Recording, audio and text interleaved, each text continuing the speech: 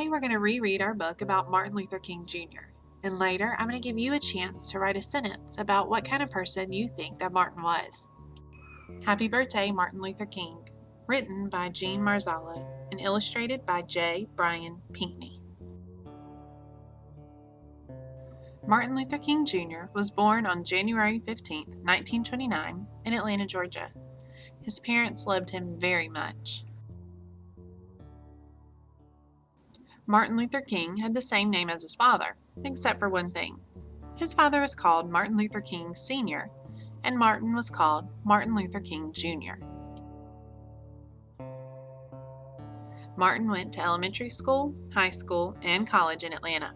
He was a good student. Later, he went to divinity school in Pennsylvania. Martin became a pastor, just like his dad, at the Ebenezer Baptist Church in Atlanta. They were both called Reverend, the Reverend Martin Luther King Sr. and the Reverend Martin Luther King Jr. Martin's job as a minister was to help people in need. He visited sick people in the hospital and made them feel better.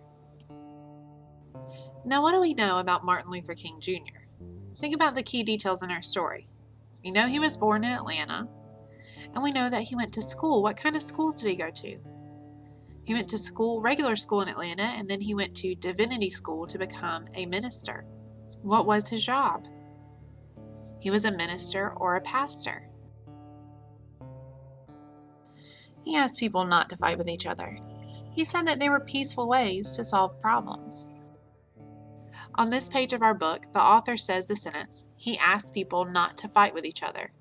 He uses that sentence before he talks about the word peaceful. So how do the words not to fight help us understand what peaceful means? Well, if we don't want to fight, peaceful must mean that we want to fix our problems without fighting or hurting each other. And like his father, Martin led people in prayer and song. The Reverend Martin Luther King Jr. is famous because he helped our country change some of its laws. A law is like a rule. Once there was a law in some places that said only white people could sit in the front of the bus and that black people had to sit in the back. Martin Luther King said this law needed to be changed. Rosa Parks and other people helped him change it. Now all people can sit in any empty seat they like. Once there were laws in some places that said that African Americans could only use certain restaurants and drinking fountains. Martin Luther King and many other people helped change these laws. Now all people can share the same restaurants and drinking fountains. Once there was a law in some places that said black children and white children couldn't go to school together. Martin Luther King and other people, including many very brave children, had this law changed too. Now black children and white children can go to school together. Let's think about the key details for the last three events. It tells us that Martin helped change the law about sitting in the back of the bus, restaurants, and schools. The author said that many other brave people helped change these laws. What do you think those people did to help? Well, we know they didn't fight with anyone because Martin always taught people to be peaceful, right? I can tell you that a bunch of people marched and made sure that people knew that there was a problem to be fixed. Martin Luther King had a special talent for leadership. When he spoke, people listened. Poor people, rich people, white people, black people, and people from all around the world listened when Martin Luther King spoke. Many helped him work, march, sing, and pray for justice. In the summer of 1963, Martin Luther King Jr. gave the most famous speech of his life. He gave it outdoors to 250,000 people who had come to Washington, D.C. to ask the president for jobs and freedom for black people. In his speech, Martin Luther King said that he had a dream. His dream was that people everywhere would learn to live together without being mean to one another. Now, why do you think that Martin wanted people to live together without being mean? Well, when we're mean to each other, we can't help each other, and some people get taken advantage of and don't get the same opportunities or things that other people do. Martin Luther King Jr. was shot and killed in 1968. Because he loved poor people so much, he was given a special funeral in Atlanta, Georgia, where he was born. His body was put in a simple farm cart and pulled slowly by 2 mules to a cemetery. Thousands of people walked behind Martin in a sad, loving parade.